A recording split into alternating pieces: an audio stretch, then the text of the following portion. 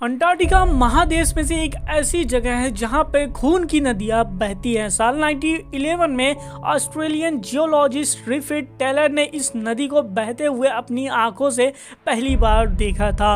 उन्होंने नाम से ही बाद में इस आइलैंड का नाम टेलर आइलैंड रख दिया गया था। साइंटिस्ट की रिसर्च के दौरान पता चलता है कि ये पानी कंपोजिशन में ही इसका खून जैसे ही लाल रंग होने का राज छुपा हुआ है।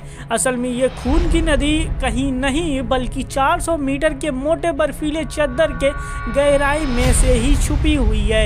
एक तालाब से उत्पन्न होकर इस तालाब से हद ज़्यादा आयरन ऑक्साइड मौजूद होने की वजह से यहाँ का पानी भारी ऑक्सीजन के टच में आते हैं और लाल रंग के बन जाते हैं। जैसे लोहे की चीज़ों के ऊपर ऑक्सीजन की मौजूदगी से जंग लग जाता है, उसी तरीके से तालाब का पानी ऑक्सीजन रिच कंडीशन में आते हैं लाल रंग का हो जाता है। अंटार्कटिका में मोटे बर्फ की चादरों के अंदर बहुत ही गहरे लेक का एग्जिस्टेंस है।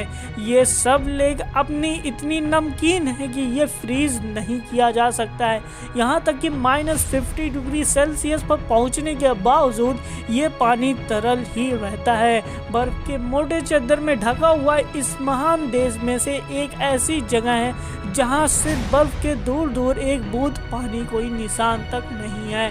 इस जगह को धरती का सबसे डायरेस्ट प्लेस माना जाता है। ये जगह की कंडीशन बिल्कुल मार्स यानी कि मंगल ग्रह की तरह है।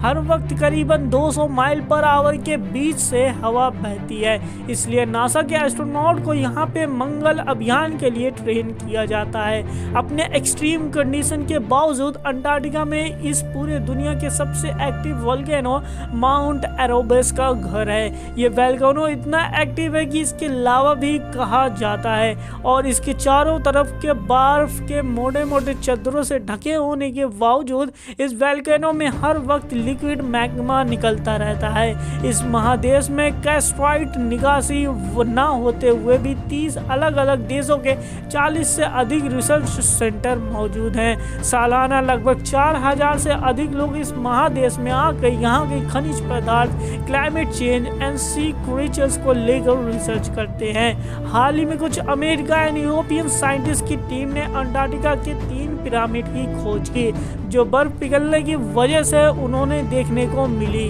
उनके दौरान लिए गए कुछ इमेजेस और यहाँ तक कि जियोलॉजिकल मैप भी पिरामिड देखने को मिलते हैं। साल 1929 में आर्कियोलॉजिस्ट की एक टीम ने परमिनिस्ट नाम का एक मैप अंटार्कटिका के बर्फ में ढूंढा निकाला था। 15वीं सेंचुरी में बनाए गए इस मैप से अंटार्कटिका महादेश के उत्तरी पर्वत की ड्राइंग बनी हुई थी और इस मैप की खासियत इसके सटीकता से छुपी थी। लेकिन हम सबको पता है जेम्स कुक ही 1773 को अंटार्कटिका महादेश डिस्कवर किया था और ये वही एक कदम था जो कि इंसानों ने पहली बार यहाँ पे रखा था। 200 साल पहले अंटार्कटिका का मैप बना सकते थे। इसका कोई जवाब आज तक किसी ने नहीं दे पाया है। अंटार्कटिका में बहुत ही कम बारिश होती है, इसलिए ये बर्फ का रेगिस्तान कहा जाता है। अंटार्कटिका के बर्फ के नीचे लाइफ एग्जिस्ट करती है या नहीं, ये जानने के लिए साइंटिस्ट ने यहाँ के रॉस आइलैंड में 2300 फीट तक की खुदाई की और उन्होंने एक नया किस्म का बैक्टीरिया खोज मिला जो कि 100 डिग्री सेंटीग्रेड से भी कम तापमान में जिंदा रह सकता है। और ये उन साइंटिस्ट को ट्रिग्रेट जैसे कि एलियन एक्टिविटी वाले जीव भारी मात्रा में मिला।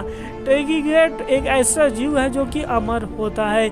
यह जीवन बेहद ही ठंडे इलाकों के लिए बेहद गर्मी इलाकों तक के ये तो स्पेस में भी जिंदा रह सकता है, इसलिए इसे दूसरे किसी प्लेनेट का प्राणी माना जाता है। 2009 में अमेरिका आर्कियोलॉजिस्ट ने समंदर के 1100 फीट गहराई में से ही अजीबोगरीब जानवरों के अवशेष ढूंढ निकाला जिसका शरीर उबलते हुए हड्डियों से ढका था तो उसे भी जबड़े की आसानी से मूव करता था। यह जानवर लंबाई में करीब 8 फीट का था। साइंटिस्ट को ये कड़ी मेहनत के बाद इस खतरनाक जानवर का डाइजेस्टिव सिस्टम के लेके प्रजाति तक कुछ इस धरती के किसी भी जीवन के साथ मेल नहीं खाता था, इसलिए साइंटिस्ट ने इसे इसे दूसरे दुनिया का जीव माना था।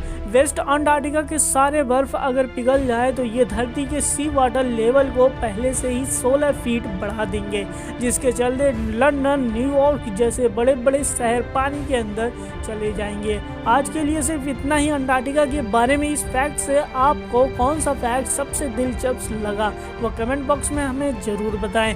आपको इस वीडियो से नया कुछ जानने को सीखने को मिला तो इस वीडियो को पसंद करते हैं तो लाइक कर दें एंड दोस्तों के साथ शेयर करके हमारा मनोबल बढ़ाते रहें। तो मिलेंगे आपको किसी नए वीडियो में, तब तक के लिए आप देखते रहे, चैनल को सब्सक्राइब कर ले। Thanks for watching.